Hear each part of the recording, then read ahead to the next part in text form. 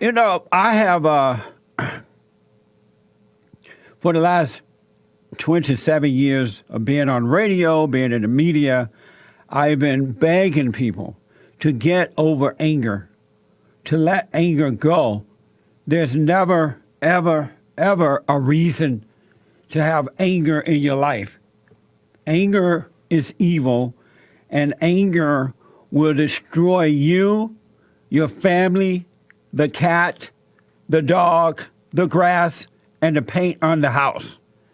There's nothing but destruction in anger. And if you have anger and you decide to get married or have children, you pass that same spirit or anger down to your children. And each generation get worse instead of better until someone finally says, you know what, I'm not going to pass this down to my family. I'm going to let this anger go. I'm going to get over it. And what anger does, it separates you from the truth. It separates you from the light. It separates you from God. And Satan is your father. Even if you go to church, read the Bible, hoop and holler, sing holy songs, lift up holy hands, give money, and all of that. If you have anger, you're still separated from God. You can quote the scriptures and still be separated from God because you cannot enter into the kingdom of heaven within unless you forgive. Before you enter into, according to the good book, before you enter into the kingdom of heaven, you must forgive. Even when they say they believe in God, they don't, because you can't believe in God and have anger. It just doesn't work that way. And I don't care what anyone tells you. And if anyone tells you that you can control anger, that you can manage anger, and that anger is your friend or you need it to protect yourself, how can you fight back if you don't have anger? They're lying to you. All angry people are weak people. It doesn't matter how rich you are, how poor you are, whether you're middle class. It doesn't matter if you're male or female. All angry people are weak people. They have no power, no authority at all. None. They have fear. They have doubt. They have worry. They're not made whole. They're not free. And all angry people use some form of denial in order to deny that they're angry. Some people use drugs. Some people use alcohol. Some people use sex. Some people use murdering, robbing, stealing, killing. Some people use hating their fellow man. Some people use power.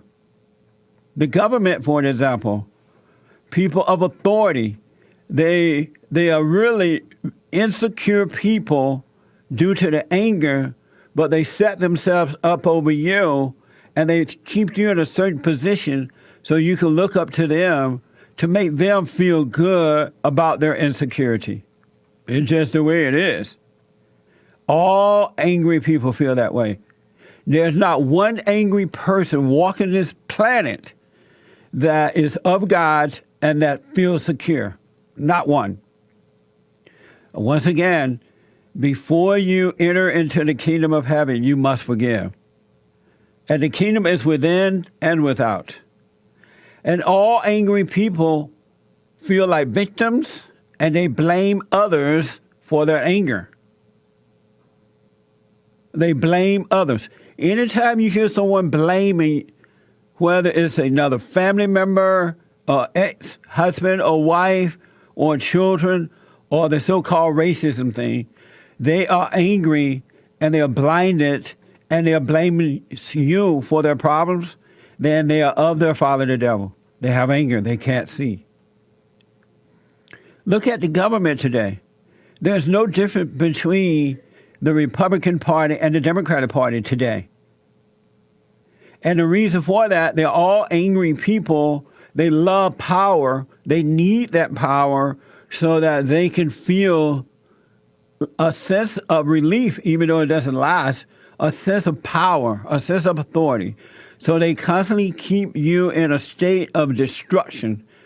That's why the Republicans, the Democrats, have not done anything for the country in the last 50 to 60 years. We've gotten worse because they want us stressed and angry and fighting amongst one another, dependent on the government, lying, stealing, and killing, because it keeps them in a position of power, and it causes them to feel good.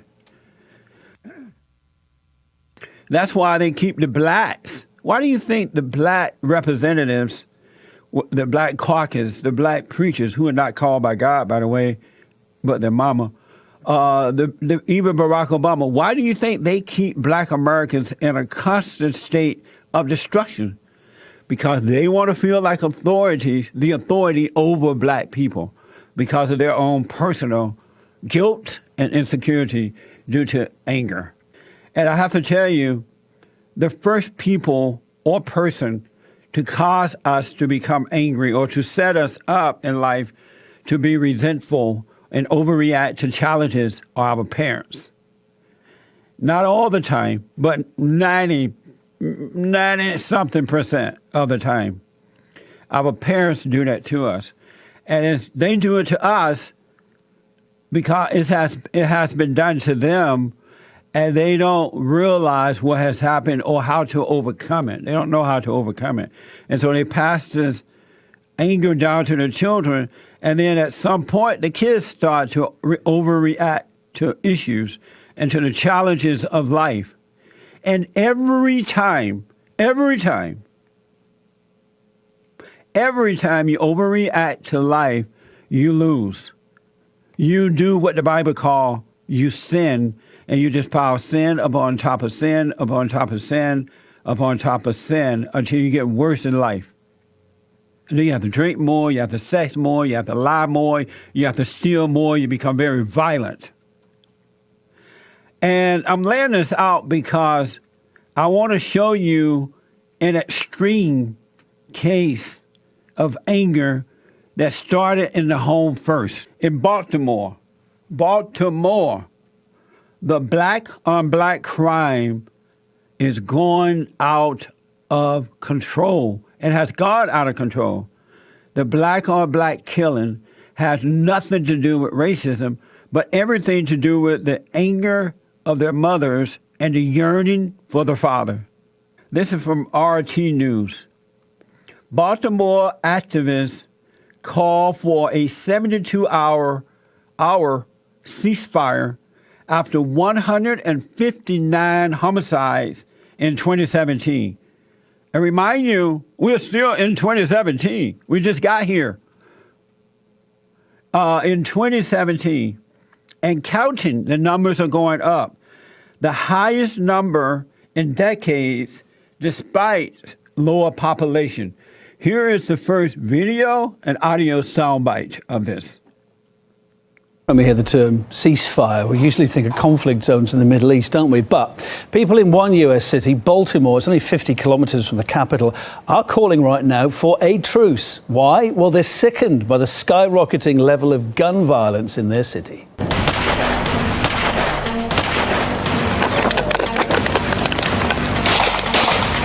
Baltimore currently is a war zone. This is a war-torn city.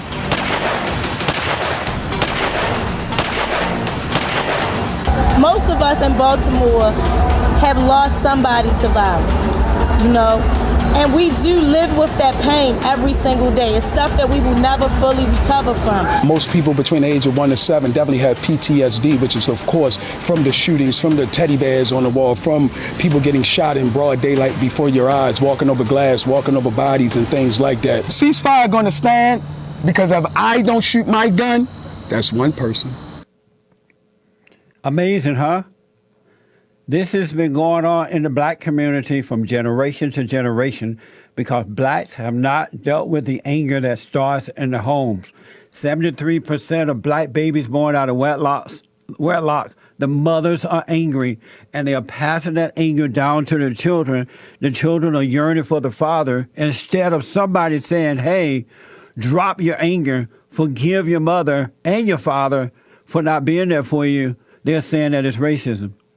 And you have Black Lives Matter out there saying, what do we want? Dead cops, when do we want them? Now. Pigs in the blanket, fry them like bacon. Where is Black Lives Matter now?